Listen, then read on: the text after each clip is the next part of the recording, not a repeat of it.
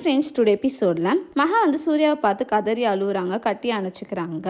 ஏன் சூர்யா இப்படி பண்ணீங்க அப்படின்னு சொல்லி கேட்குறாங்க. பிரபாவும் விஜயும் வெளியில வரணும், பிரபாவும் முக்கியமாக வெளில வரணுன்றதுக்காக தானே இப்படி பண்ணேன் அப்படின்னு சொல்லிட்டு சொல்றாங்க. இந்த லேடிஸ் கான்ஸ்டபிள் வந்து சொல்றாங்க, கான்ஸ்டபிள் வராருமா வெளில வா அப்படின்னு சொல்லிட்டு சொல்றாங்க. தாத்தா வந்து அனாமிகா கிட்ட பேசி பார்க்குறாங்க. இந்த மாதிரி ராஜலட்சுமி ரொம்ப சீரியஸாக இருக்காமா, சூர்யா வராமல் அவளால் பொழைக்க முடியாது, அவங்க வெளியில வரணுமா அப்படின்னு சொல்லிட்டு கேட்குறாங்க. அனாமிகா வந்து கண்டிஷன் சொல்றாங்க. பிரபா இந்த வீட்டுக்குள்ள வரக்கூடாது, விஜய் என் கூட சேர்ந்து வாழணும், நானும் விஜயும் தனி கொடுத்துன போயிடுவோம் அப்படின்னு சொல்லிட்டு சொல்றாங்க. அதை கேட்டு எல்லாருமே ஷாக் ஆறாங்க. சித்ரா வந்து சொல்றாங்க, அவ கேட்கறத பண்ணி கொடுங்க, வேற வழியில நம்மளுக்கு அப்படின்னு சொல்லிட்டு சொல்றாங்க. கான்ஸ்டபிள் வந்து மகா வெளியில போக சொல்லி சொல்றாங்க. மகா வந்து சொல்றாங்க, நீங்க அவர் வாக்குமூலம் கொடுத்துருக்காரு, நீங்க அதுக்கப்புறம் அவர் அடிச்சிருக்கீங்க, நான் உங்களை சும்மா விட மாட்டேன், 24 மணி நேரத்தில் அவர் வெளில எடுக்கிறேன் அப்படின்னு சொல்லிட்டு அந்த பிளேஸ்ல இருந்து போறாங்க. அனாமிகா வந்து சொல்றாங்க, என்கிட்ட பேசுறமே பேசி கேவலமா பண்ணிட்டீங்களா அப்படின்னு சொல்லிட்டு போனை உடைக்கிறாங்க. அந்த பிளேஸ்க்கு விஜய் பிரபா வராங்க. தாத்தா என்ன ஆச்சு அப்படின்னு சொல்லி கேட்குறாங்க. நான் சொல்றேன் தாத்தா அப்படின்னு சொல்லிட்டு விஜய் சொல்றாரு. அண்ணன் மேல எந்த தப்பும் இல்ல, அண்ணா பழியை ஏத்துக்குச்சு,